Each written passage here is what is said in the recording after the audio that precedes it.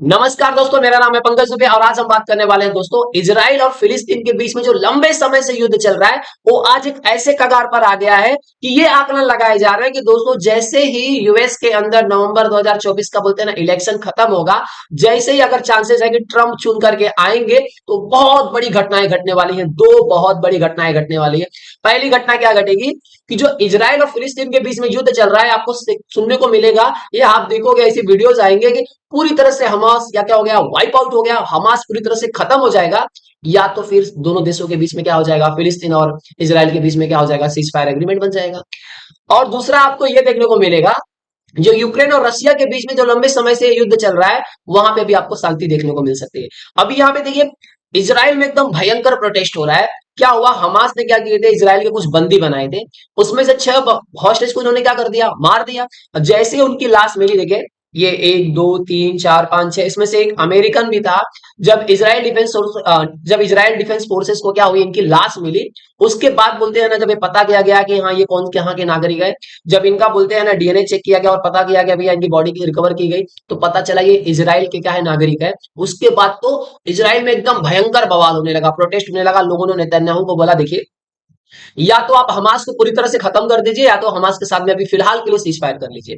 अभी देखिए ये बवाल इतना ज्यादा क्यों बढ़ते जा रहा है और समय इजराइल बोलते हैं ना सीज फायर के लिए क्यों नहीं रेडी हो रहा है, पीस टॉक क्यों नहीं करना चाहता, उसका भी रीजन है कि इजराइल ये जानता है कि हमास को ट्रस्ट नहीं कर सकते। देखिए ये जो घटना घटी थी 7 अक्टूबर 2023, ये बोलते हैं ना घटना बहुत महत्वपूर्ण घटना है। इस दिन क्या हुआ, हमास के कुछ लड़ाके लोग अंदर घुस गए कहां पे, इजराइल के, और लगभग 1500 लोगों को क्या कर दिया, मार दिया। और 200 से अधिक लोगों को क्या कर लिया, हॉस्टेज बना दिया। हालांकि कुछ लोगों को उसमें से छोड़ दिया था। तो ये अनुमान लगाया जा रहा है, बहुत सारे रिपोर्ट में अलग अलग आंकड़े हैं। तो 106 बंदी राइट नाउ बोलते हैं ना, अभी भी ये बोला जा रहा है कि हमास के पास में इजराइल के 106 हॉस्टेज और पड़े हुए हैं। उसमें से 6 लोगों को इन लोगों ने क्या कर दिया, मार दिया। अब बचे कितने हैं, ये बताया जा रहा है कि आंकड़ा ये बताया जा रहा है कि 101 लोग बचे हैं। तो अब यहाँ पर प्रोटेस्ट ये हो रहा है कि भैया हमको जो हमारे बोलते हैं ना सिविलियंस, हमारे जो नागरिक हैं, वो हमको जिंदा चाहिए। तो या तो आप हमास को पूरी तरह से खत्म ही कर डालो या तो फिर सीज फायर करो।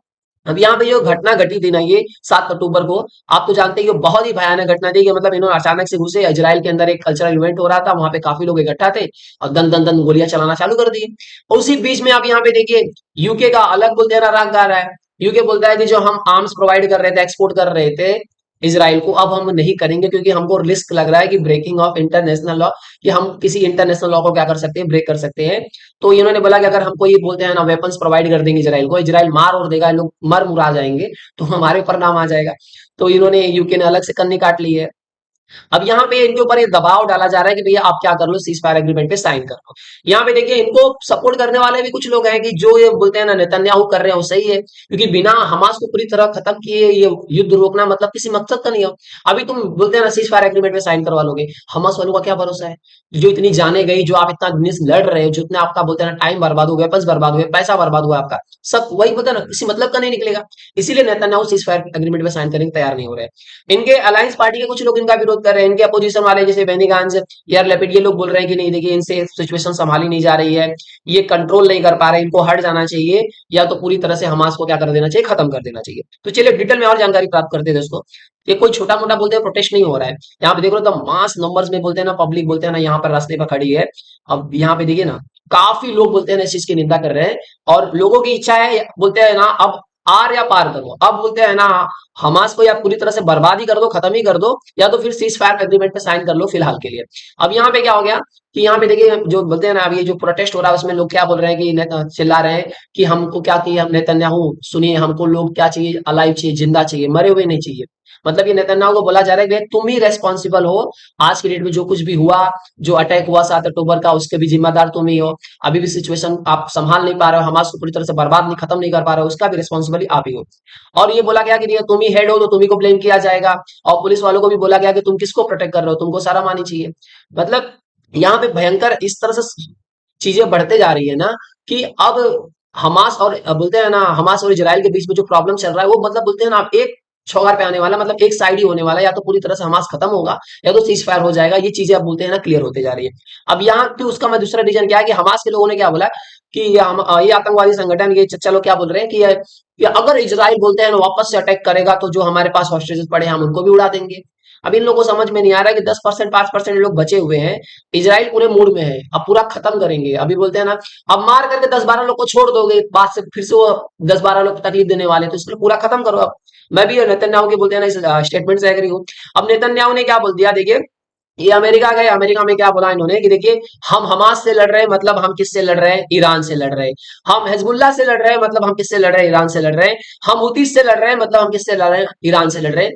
क्योंकि ईरान ही क्या है इनका भैया, इनको फंडिंग करने का काम कौन करता है, कुछ जो सीरिया और इराक के जो मिलिटेंट्स हैं उनको भी बोलते हैं ना, फंडिंग करने का काम कौन करता है, ईरान करता है। तो ये ईरान की प्रॉक्सीज है, ईरान सामने से युद्ध नहीं लड़ता, ये लोगों को पाल करके रखा है, अभी पैसा बूटी फेंकता है, भैया पैसा लो, आ जाओ लड़ो। अब यहाँ पे इन्होंने क्या बोला, नेतन्याहू ने क्या बोला कि देखिए, मैं हमास पे भरोसा नहीं कर सकता और सीज फायर एग्रीमेंट पे अभी फिलहाल के लिए साइन नहीं कर सकता हूं, क्योंकि मैं हमास से भरोसा नहीं। अभी भरोसा किस पे किया जाता है, एक समझदार इंसान पे। आतंकवादी संगठन का कोई भरोसा किया जाएगा कि इनसे प्लीज सीज फायर एग्रीमेंट पे साइन करा लोगे, लोग को बोल दिया जाएगा अभी मत करना, जिससे शांति से रहना, वो रहेंगे खुद। अब वो तो चाहते हैं कि हमको थोड़ा छोड़ दो, बच जाए, जैसे उनकी पावर बढ़ेगी फिर से अटैक करेंगे वो। तो अभी इनको दो चीज का टेंशन है, देखिए अभी अगर युद्ध खत्म कर देंगे तो इलेक्शन में हार भी जाएंगे, क्योंकि और राइट नाउ अगर इलेक्शन करा दिया जाए तो इनकी जो बोलते हैं ना इमेज एकदम डाउन है, फिर तुरंत ही क्या हो जाएंगे, इलेक्शन हार जाएंगे। इलेक्शन भी बचाना है, हमास को भी खत्म करना है, बदला भी लेना है। अब ये युद्ध जो शुरू किया था उसको एक कगार पे भी तुलाना है, खत्म भी तो करना है।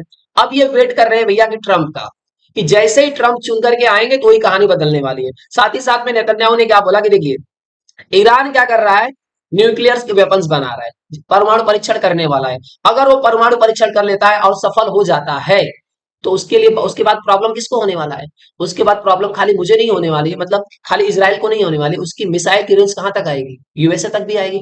इन्होंने बोलते हैं ना पार्लियामेंट में बैठ करके सीधा बोल दिया कि देखिए, हम इसराइल को, हम अपने आप को बचा रहे हैं किससे, ईरान से, तो हम अपने आप को भी बचा रहे हैं, साथ ही साथ अमेरिका को भी बचा रहे हैं। अब यहाँ पे देखिए, ये चर्चा की बात कर लेते हैं। खमेनी ने क्या बोला, जब इब्राहिम रईसी की मृत्यु हुई तो बोलते हैं ना, इनडायरेक्टली बोला गया कि भैया इसराइल में इसका हाथ होगा, और इस्माइल हानिया को उड़ाया गया, इब्राहिम रईसी को उड़ाया गया। अब जब दोनों जन को उड़ाया गया तो इन्होंने बहुत बोलते हैं ना, भयंकर बोलते हैं ना, स्टेटमेंट दिया था कि हम छोड़ेंगे नहीं, हम ये कर डालेंगे, हम ऐसे हैं, हम वैसे हैं, हमारी कौम ये है, हमने ये किया है, हमने वो किया है, बहुत डींगे मारी उन्होंने। लेकिन ये शांत बैठे हैं, शांत इसलिए बैठे हैं क्योंकि उनको पता है कि हम जो काम कर रहे हैं, ये जो न्यूक्लियर वेपन्स भी ये लोग काम कर रहे हैं सालों से, ये इसी का वेट कर रहे हैं कि बस एक बार परमाणु परीक्षण हमारा सफल हो जाए, उसके बाद निपटा लेंगे। तो आप समझ लीजिए कि ये जिस तरह से बोलते हैं ना, अब इसमें एक चीज और है कि देखिए, इन्होंने कई बार बोलते हैं ना परमाणु परीक्षण करने की कोशिश की है, लेकिन बोलते हैं ना, मोसाद इस पे बोलते हैं ना, मोसाद को कहीं ना कहीं से खबर पता चल जाती है, और इनको जो मेन साइंटिस्ट रहते हैं उनको ही उड़ा दिया जाता है। तो हालत तक कि ये चांसेस लगाए जा रहे हैं कि बहुत जल्दी ऐसा आपको सुनने को मिल सकता है कि शायद ईरान ने परमाणु परीक्षण कर लिया है।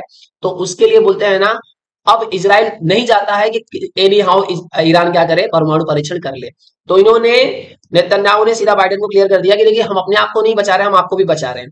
तो अब ऐसे आकलन लगाए जा रहे हैं कि जैसे ही अगर बोलते हैं ना ट्रंप आने वाले हैं, जैसे पोजीशन में आ जाएंगे, सत्ता में अगर वो आ जाएंगे, तो एक चीज तो हो सकती है, या तो सीज फायर एग्रीमेंट पर तुरंत साइन हो जाएगा, या तो इजराइल पूरी तरह से क्या करेगा, हमास को खत्म कर देगा। क्योंकि ट्रंप बोलते हैं ना, वो एकदम बोलते हैं ना, वो ईरान के ऊपर बहुत बड़ा बोलते हैं ना एक्शन लेने वाले हैं। जिस तरह से उन्होंने अपने बोलते हैं ना स्पीचेस में बोला, इलेक्शन रैलीज में बोला है, तो बोलते हैं ना सबसे ज्यादा उनका टारगेट कौन रहने वाला है, ईरान। और रसिया यूक्रेन को सीधा सपोर्ट करना बंद कर देंगे। अब जैसे यूक्रेन को बोलते हैं ना सपोर्ट मिलना बंद हो जाएगी, नाटो पीछे हो जाएगा, आर्म्स मिलेंगे ही नहीं अमेरिका से, तो क्या करोगे, लकड़ी से लड़ोगे, डंडा से लड़ोगे रसिया से, तो उधर का भी युद्ध खत्म होने वाला है। तो अब वेट रहेगा कि नवंबर 2024 का, और नेतन्याहू उसी का वेट कर रहे हैं कि भैया अब जल्द से जल्द बोलते हैं ना ट्रंप की सरकार आए और हमास को मैं क्या कर दूं, पूरी तरह से खत्म कर दूं। इसलिए ये सीज फायर एग्रीमेंट पे साइन फिलहाल के लिए अभी नहीं कर रहे हैं। तो आई होप सो दोस्तों ये पूरा आर्टिकल आपको समझ में आया होगा।